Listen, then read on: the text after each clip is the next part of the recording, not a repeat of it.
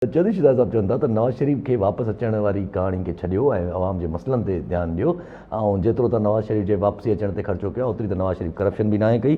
हुननि चयो त हिन वक़्तु मां पंहिंजी ऐं हुननि चयो त बेसिकली इन रग ते जेको इन इन इन इन दग ते जेको हलनि था पिया सियासतदान उहे पाण ई पंहिंजी जेका जंग खिचण वारी हिक ॿिए खे उहे पाण ई जेको आहे पंहिंजो इंजाम ॾिसंदा।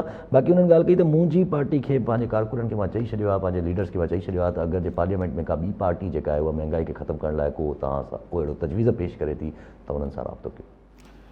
ॾिसो चौधरी शुजात जो ही बयान इन खां वधीक क्लियर सिग्नल ॿियो थी नथो सघे। जी हा, सिधो चिट्टो न्यापो आहे ॿाहिरि माण्हुनि खे। हिकिड़ी ॻाल्हि त हुन नवाज़ शरीफ़ खे इन वे सपोर्ट कयो आहे। एग्ज़ैक्टली ख़र्च घणो थियो हूंदो इन्हनि वोटनि में। माना चए थो हीअ हल्की फुल्को किसो हो न।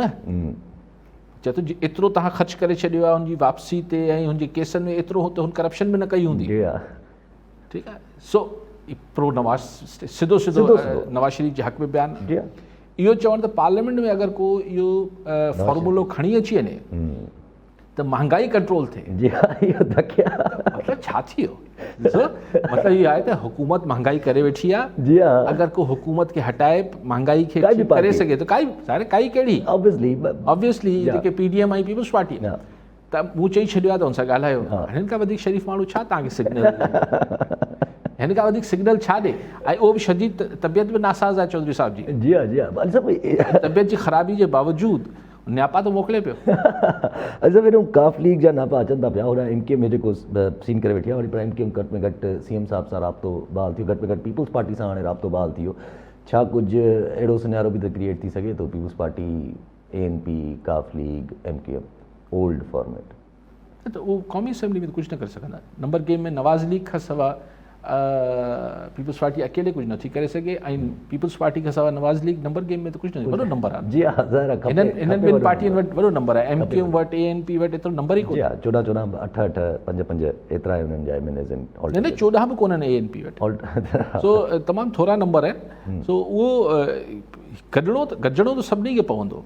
पर ॻाल्हि इहा आहे त हाणे जेतिरो क्लियर सिग्नल हू चाहिनि पिया, जीअं शायदि ख़ाकान अब्बासी चयो त असांखे क्लियर सिग्नल मिले त मतिलबु स्टैब्लिशमेंट जेका आहे उहा अणधोरी आहे, पोइ असीं नो कॉन्फिडेंस में वेंदासीं।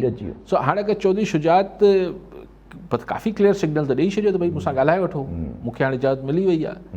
बाक़ी हाणे जेको शेख रशीद साहिबु चए थो त हिकिड़े पेज ते हूंदा, ऐं नथो चाहियां त स्टैब्लिशमेंट ऐं इमरान ख़ान जे विच, लेकिन ॾिसो हिकिड़े पेज सां हुजण सां मुराद छा थी हुजे त आऊं ऐं तव्हां हिन नुक़्ते ते मुतफ़िक़ हुजूं त हीउ प्रोग्राम जेको पाण कयूं पिया इहो हलंदो रहे। ठीकु आहे। ऐं हीउ प्रोग्राम जेको आहे हिन चैनल लाइ सुठो आहे, इन ते पंहिंजो इत्फ़ाक़ राय थी सघे थो। पर अगरि इहो ख़्यालु तव्हांजे ज़हन में अची वञे त प्रोग्राम त हलंदो रहे, बाक़ी अली काली जाइ ते को ॿियो वेहे त ठीकु आहे। पेज त हिकिड़ो ई थियो न। सिर्फ़ु इहो आहे त आऊं चाहियां त यासिर हटी वञे, यासिर चए अली काज़ी हटी वञे। त असीं ॿई चाहियूं था त हीउ प्रोग्राम हलंदो रहे। सिर्फ़ु असीं हिक ॿिए जी तब्दीली चाहियूं पिया त इहो हिकिड़ी ॿी ॻाल्हि आहे।